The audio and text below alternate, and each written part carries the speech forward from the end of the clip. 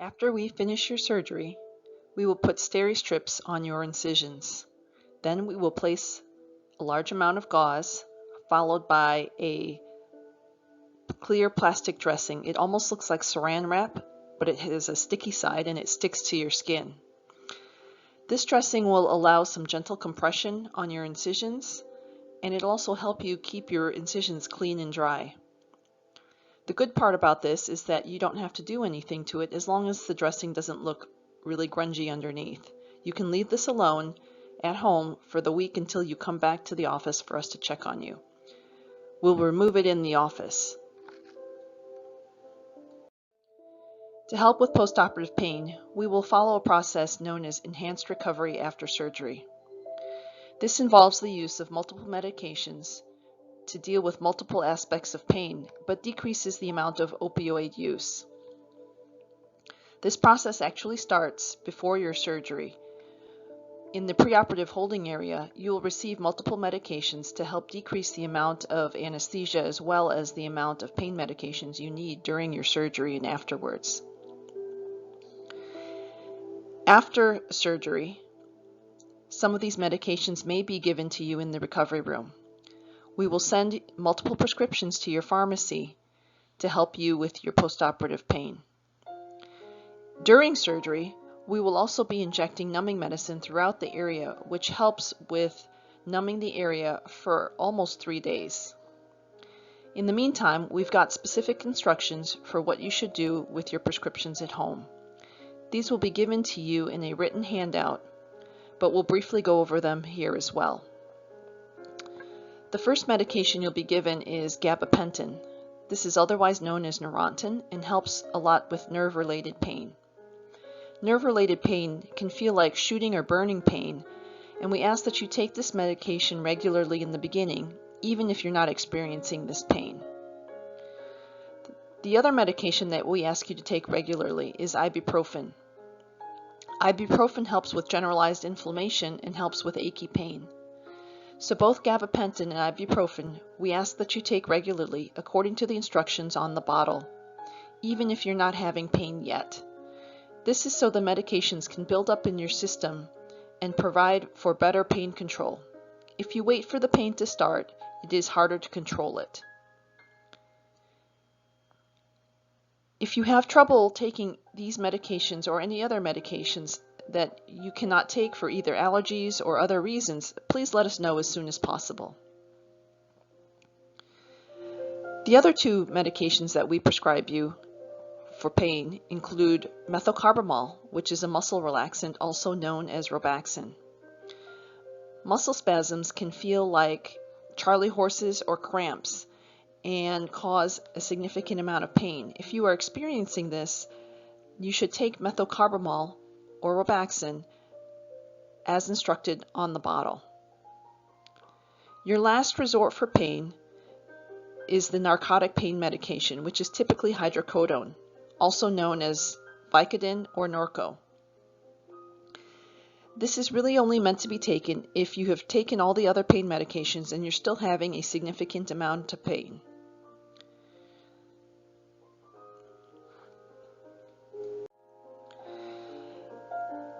Obviously, there are several pills that you'll need to be taking. We recommend that you not plan to take them all at the exact same time and space them out so that your stomach and your system doesn't feel overwhelmed. It's probably better if you take all of these with at least a little bit of food in your stomach. If you feel that any of these medications are making you sick, or you're having any other kind of problem with these medications or your antibiotic, please let us know as soon as possible. The drain consists of multiple parts. The main part of the drain is underneath your skin. From your skin, you'll see the drain, a visible black suture that's helping to hold the drain to you, tubing, and then a drain bulb. The bulb consists of the body of it, which looks like a grenade, and it has a plug or a stopper.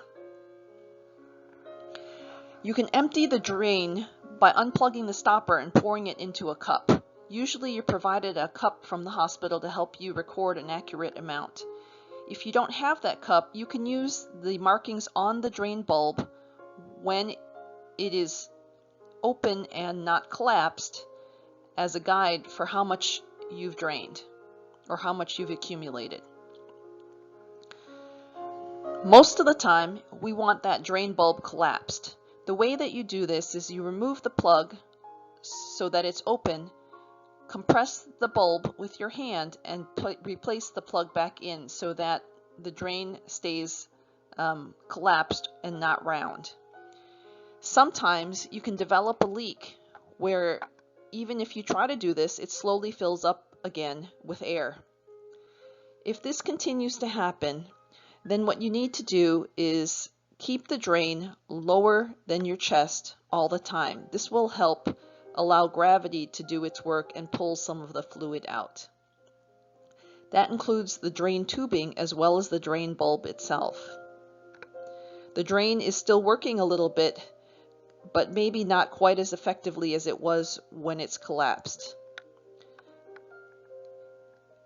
Please let us know if this is happening, but this is not an emergency that you need to call us at night for. Call us during the day because there's nothing we can do about it right away anyways, other than pull out the drain. We typically do not bring you back to surgery just to replace a drain. The other thing about having your drain is to please make sure you're still taking antibiotics as long as the drain remains in place. This will help prevent any infection. We also ask that if you are taking a shower that the drain needs to be covered, or at least the drain part that's exiting your skin.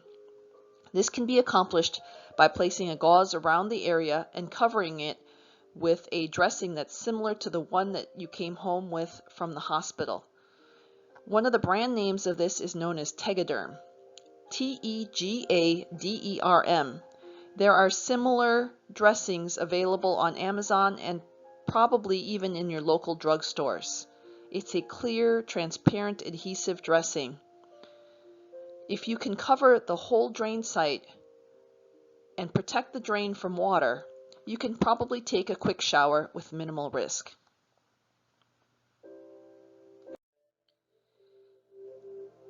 Ideally, after surgery, the nurses at the hospital will teach you a little bit about how to manage your drain. There's a video on YouTube that you can watch that also tells you a little bit more about how to manage the drain. You can either follow the link or you can Google Dr. Sylora Drain Care and the video should come up. The drain will need to be stripped and emptied at least twice a day. This helps it to prevent it from getting clogged by any little blood clots. We also need you to write down how much is drained each day and what time you're draining it. We need you to bring this record to the office because this is how we determine when we can pull that drain out. It's very likely that you'll keep that drain at least 2 weeks. We also need to make sure that you're doing some activity prior to removing that drain.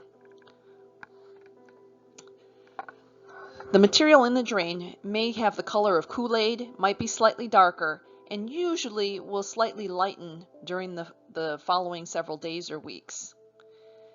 If you're concerned at all, please call us during the day, but in general, it's a reddish fluid that can often turn yellow. You may see visible blood clots in this area, and we need you to milk those out so that they don't clog the tubing completely. Once the surgical dressing has been removed, you will have to learn how to put a dressing on the drain. This dressing is usually best done with a 4x4 piece of gauze that has a slit in it. You can either buy gauze that is pre-cut, known as drain gauze or something like that, but pictured here is a piece of gauze that has a slit cut halfway through it. This is so that you can put this around the drain and still tape it. If the drain is causing you some discomfort in your skin by pressing into it and leaving a deep impression, you can fold a piece of gauze and put it underneath the drain where the drain contacts your skin in order to provide some padding. Then put the other gauze on top and tape it accordingly. If you want to shower, I would suggest obtaining some Tegaderm dressings, that clear adhesive dressing that's semi-waterproof that you can place over this when you take a shower.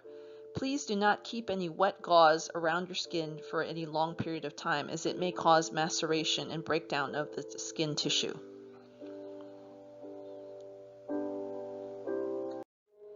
If you're having problems with your drain, like the drain does not stay collapsed or it's clogged, please try to milk the drain and remove any clot that's visible in the tube.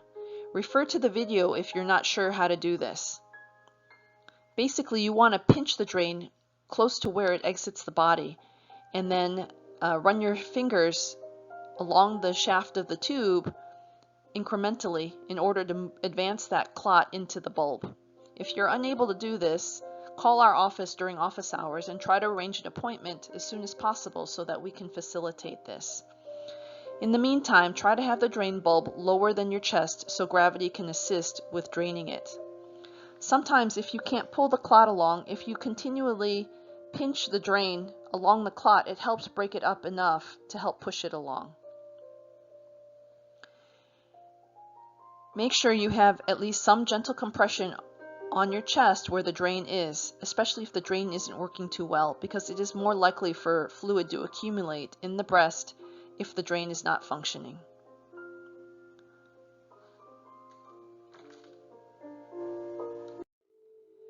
We like to see you fairly regularly in the office after follow-up. Your first appointment should be about a week after your initial surgery. Most of our postoperative visits are usually with Deb, our nurse practitioner. She has a lot of experience in breast cancer care, as well as typically is in the operating room with us. She previously worked in the Army and has a great knowledge base.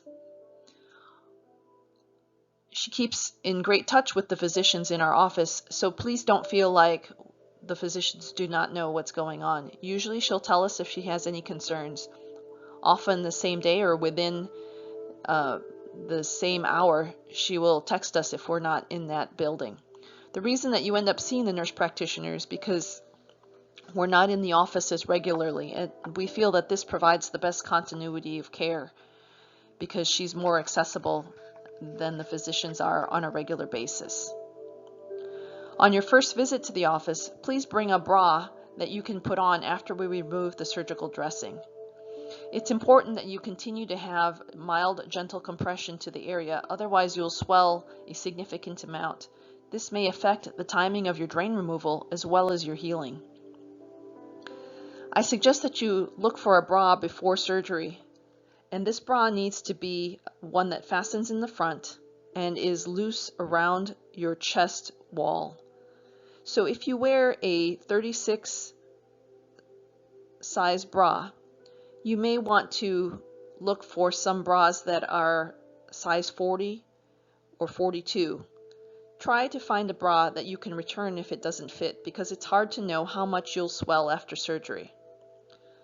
We don't want it very tight around your torso because that can affect the circulation if it's too tight. We do not want a tourniquet effect, which cuts off the blood supply and affects your healing. You can often find bras at Amazon, or some people will find them at Walmart or Target or other shops. If you have a lot of problems finding a bra, you can find one at the Institute of Aesthetic Surgery, which has offices in Lake Nona, Celebration, and Altamont. However, these bras cost $40 to $50, and it's often possible that you can find a bra at a cheaper price somewhere else. You can try on these bras at the Institute of Aesthetic Surgery and at least have some idea of what will fit you. So if you can't find a bra that fits you, you can always stop there to obtain one. Make sure when you come to your first visit that you bring the records of how much has come out of the drain. This is really important, otherwise we don't know when the right time is to pull out the drain, and this can cause complications later. Some important things that we want to make sure that you know after surgery. If you have fever, redness, nausea, diarrhea, anything related to your surgery or you think might be related to your medications, please call our office, preferably during the day. It's more likely that you can get an answer, and it's also more likely that we can see you quicker. We also ask that you do not put ice on your chest. Please don't put this on your incisions or anywhere nearby, as the ice is often too cold and can cause vasoconstriction or shrinkage of the blood vessels, which can decrease circulation to your skin. This is particularly bad because it can affect healing of your incisions, which is always something that we worry about after mastectomy. Remember that we discussed how taking all the breast tissue away underneath also takes the major blood vessels, and your skin is learning how to survive on a smaller amount of blood flow. So please, if you put ice on your chest, it will only make it worse. So please do not do that. Also, no heating pads either, because you might burn yourself as you're numb, and because of the decreased blood flow, the skin builds up and holds heat a lot more. So people have often burned themselves when they've used heating pads. So no ice and no heating pads. The other thing is that it's important that you get up and walk around the house. You cannot stay in bed all day, as that puts you at risk for blood clots. So make sure you get up and at least walk around your living room or the first floor of your house, or whichever floor you're staying on, for at least several minutes every day, several times a day.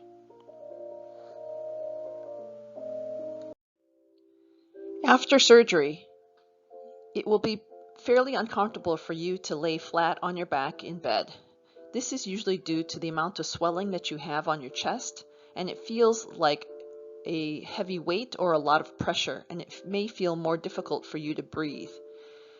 Usually, if you sit at least a little propped up or lay a little propped up, it'll help you feel more comfortable. You can accomplish this with either several pillows or a wedge, but most people find it more comfortable to sleep on a recliner or a couch. This may also sleeping in a recliner may also help prevent you from rolling to one side or the other, as this will likely be uncomfortable as well. Sometimes you can rent a recliner from a medical supply store where it has the button that you push, and it'll help even get you up out of the recliner. This is usually at a reasonable price, and you may want to explore this option if you do not already own a recliner. When you can shower is always a big question for patients. The main concerns that we have as surgeons is the possibility of getting an infection from the tap water. This can occur either through exposed incisions or where the drain enters your skin. The dressing that we put on after surgery consists of a large amount of gauze covering everything, including your drain sites. As long as this dressing is still in place, it's reasonable to take a brief shower after 72 hours or 3 days.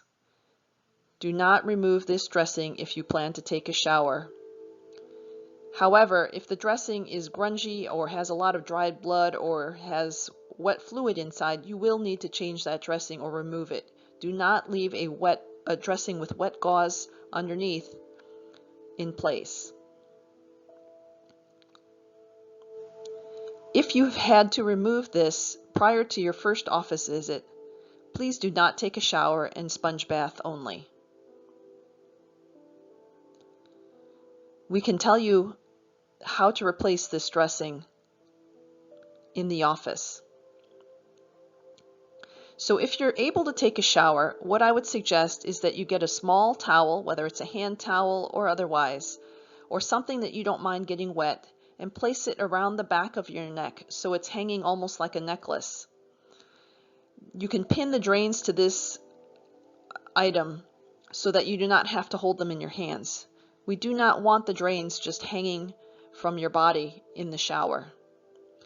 Other things that you can use include a shoelace or maybe even a lanyard, but it needs to be something that you don't mind getting wet, because obviously in the shower it will get wet.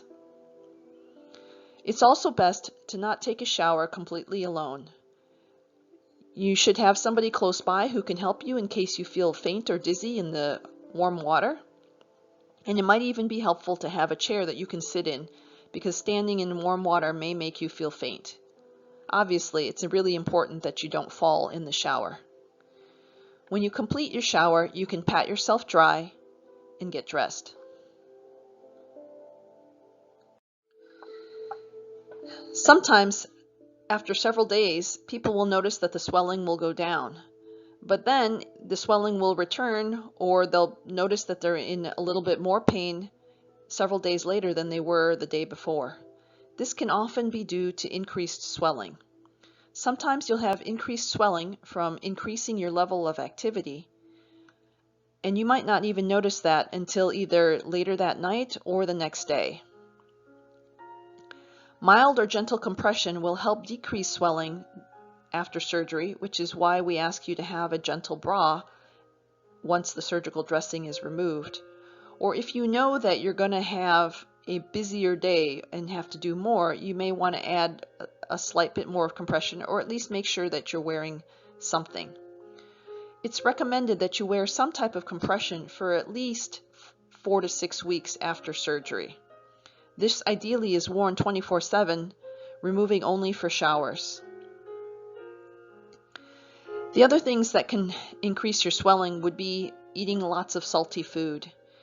Sometimes people eat a lot of canned soup after surgery, and they'll notice that their hands and feet get really swollen, and it's hard for their body to get rid of this. This can often be due to increased salt intake, and people have noticed this even after eating 1 or 2 potato chips. So be mindful of this. If you notice a lot of swelling in your hands or in your feet, you may want to try to elevate them. So elevate them above the level of your heart so that the fluid flows back into your body, and your body is hopefully able to get rid of it faster. If this doesn't work, let us know. You might need a mild diuretic for a short period of time. Remember, as your activity increases, you might notice a little bit of swelling that should come and go as your activity changes. Keep your activity relatively light in the first few weeks in order to prevent a massive amount of swelling or any other problems that might develop. We want you to be somewhat active, but we don't need you to be a superwoman. Try not to lift anything over 10 pounds. You don't need to walk miles each day, but walking around the house, and maybe after a couple of weeks walking around the block at a slow pace is good. We don't want anything to get your heart rate or blood pressure up for at least 1 month. It's really important for your comfort as well as for your health to try to take the medications as instructed. These instructions are provided on each bottle, as well as the handout that you were given from the hospital. If you have problems with the medications, or you feel that they're causing you some other kind of issue, please call the office. It's preferable that you call this during the day, as sometimes the office staff can provide you an immediate answer. We need you to stay on antibiotics as long as you have your drains in. Usually there's at least 1 refill provided on the original prescription. If you need a refill, please call the office staff during the day. It's preferable, if you're calling the office, to call Monday through Thursday between 8 and 4, or Friday before 11 o'clock. The staff is usually gone in the afternoon, and often the physicians are in surgery.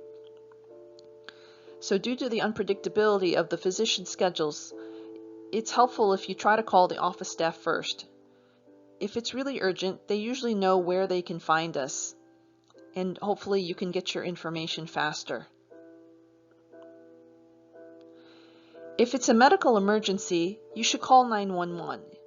This might be if you're feeling short of breath, you have chest pain that you think might be not surgery related, but that might be cardiac related, or you're having some other issues.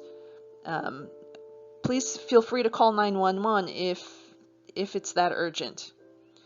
Things that we need calls for outside of normal office hours include a sudden change in your condition, such as a fever over 101 or 102, something that's quickly progressing, if you're noticing swelling that's getting worse every hour, or you're having persistent bleeding, please call us.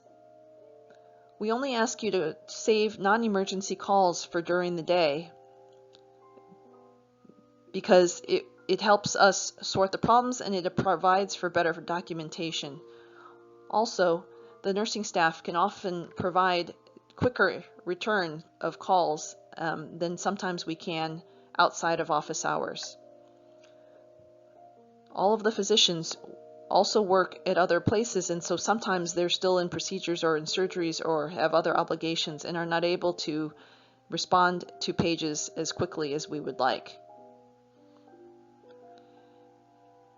If you call us after hours and you're unable to receive any response, please call our other office at 407-409-8000. Usually a nurse there will answer the phone and can find us as well. Please save that as a last resort if you're unable to receive a response from us when you've tried us after hours. I hope that you have found this information to be helpful. If you have any further questions, please call our office. The best time is to call between 8:30 and 4, Monday through Thursday, or on Friday between 8:30 and 11:30. Typically, the office closes at noon on Friday and at 4:30 during the week. Our phone number is 407-821-3627.